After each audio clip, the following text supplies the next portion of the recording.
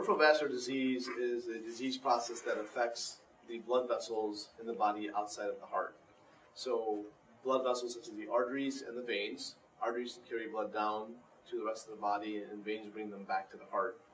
As vascular surgeons, we treat blood vessels outside of the heart only. So vessels that involve the neck, that go to the brain, the big artery in your chest, the big arteries in the abdomen, arteries that go to the kidneys, the liver, the spleen, and then of course the arteries that go to the legs and the arms. But then we also treat all the veins that bring blood back to the heart as well, specifically veins in the arms and veins in the legs. And so as a vascular surgeon, we essentially do the entire management of the vascular patient as far as ex vivo the heart is concerned. So outside of the heart, all the blood vessels are managed by the vascular surgeon, both medically, surgically, and also in the management of these diseases using minimally invasive techniques.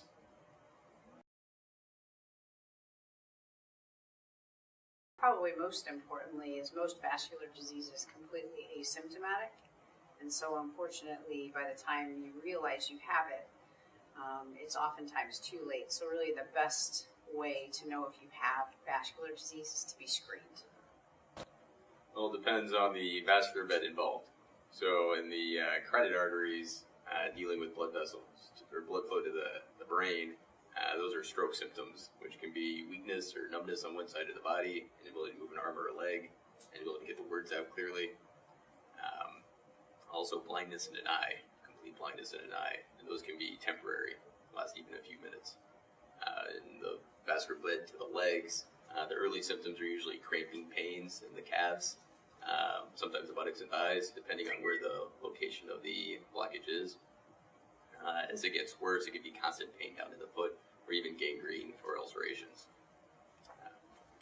Screenings can involve any type of blood vessel in the body. So the most common ones are to screen the neck arteries that go to the brain to see if there's a blockage in those arteries. As Dr. Hasnaka mentioned earlier, some of the symptoms associated with those arteries that can be blocked. Arteries that are blocked in the legs can also be screened by simply putting a little cuff on the ankle and measuring the pressure in the foot. And that gives us a very good idea of whether or not the patient has good circulation or bad circulation to the feet. It also gives us the ability to decide whether or not a wound or an ulcer or a sore on the foot will actually heal or not. So that's one of the most common ways to look at it. Of course, the goal is to prevent those types of complications from happening. And as Dr. Ash said, because most of the disease is asymptomatic, it's very important that we screen for these problems with these simple exams to be able to find the problem before it creates a major catastrophe.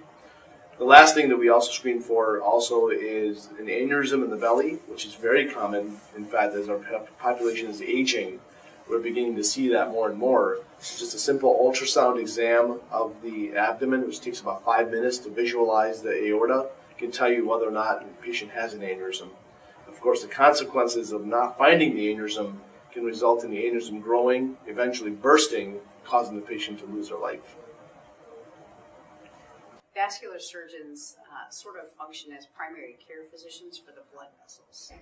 Typically, patients come to our office by way of referral from their primary care physician, or sometimes patients self-refer to our clinic.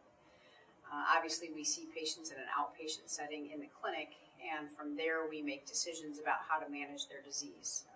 Many times disease can be managed medically, meaning that we don't have to do a procedure. We do open surgical procedures like bypasses and aneurysm repairs.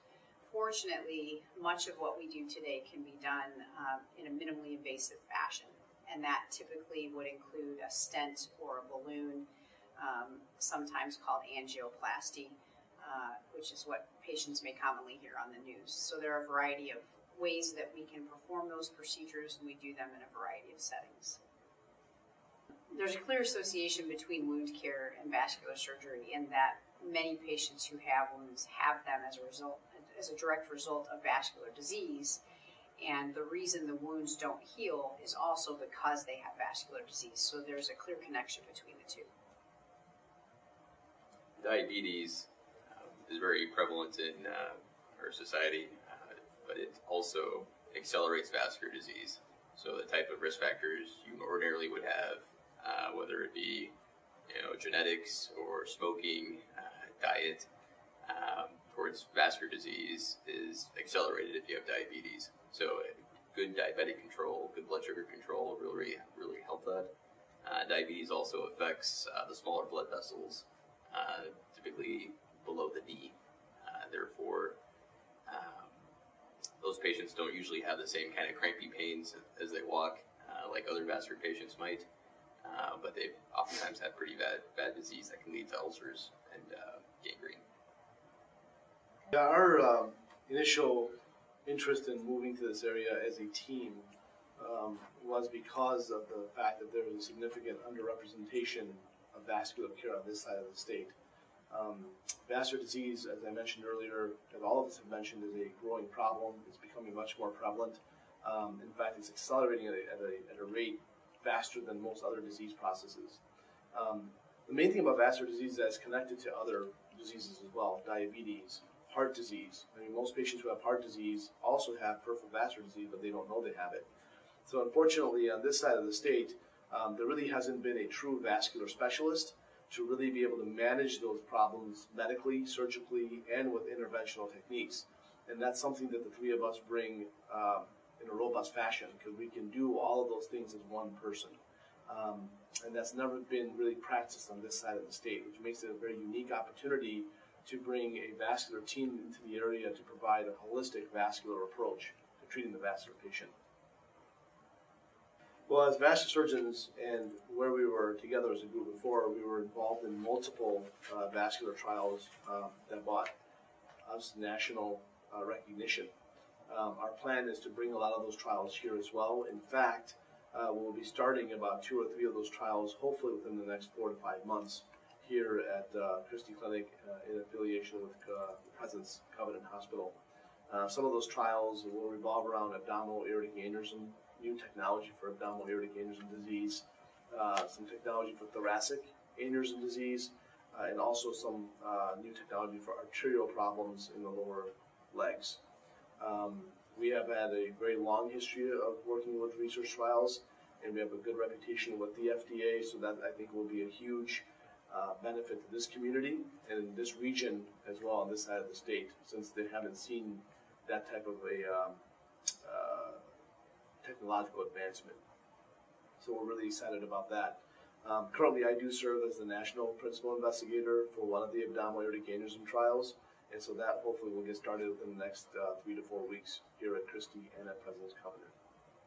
Clinic sites will be at Champaign-Urbana, and then we'll also offer additional clinic sites in Danville, in Watseka, Illinois, associated with Iroquois Memorial Hospital, in Monticello, and also in Paris, Illinois.